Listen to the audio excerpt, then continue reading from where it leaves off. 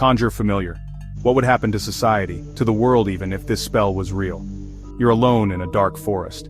Every tree looks the same. Every shadow moves when you aren't looking. Something is watching you.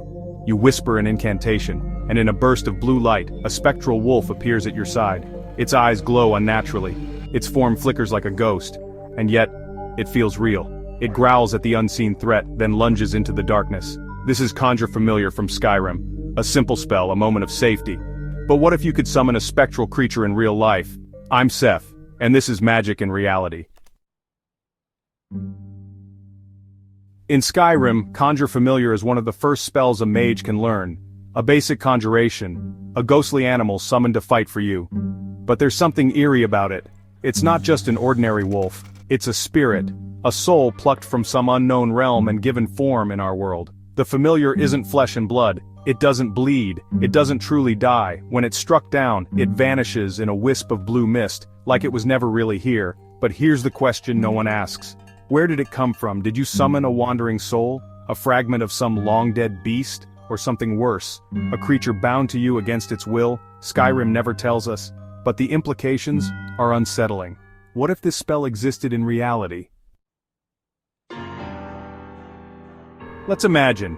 You stand in an empty field. You reach out, channeling energy through your body. And suddenly, a spectral wolf appears. First, let's talk light.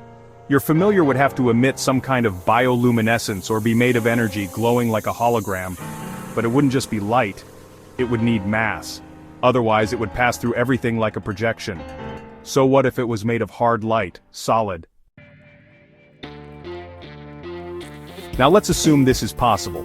People can summon familiars, spectral animals bound to their will. Would they be tools or companions? Imagine police forces using conjured creatures instead of K9 units, spectral wolves tracking criminals, vanishing when the job is done, or a lonely child summoning a familiar for comfort, an animal that never ages, never leaves, and never truly dies. Would it replace real pets? Then comes the darker side. If you can summon a soul, can you steal one? Would powerful mages rip spirits from the afterlife? Would conjurers use this spell to resurrect the dead, not as people but as obedient specters? And if your familiar truly feels, truly thinks, is it alive? And if it's alive, can it suffer?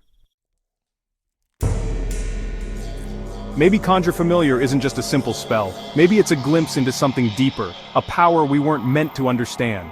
A whisper of souls lost in time, a fragment of life bending to our will.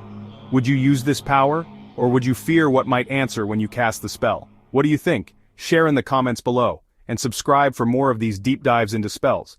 I'm Seth, and this has been Magic in Reality.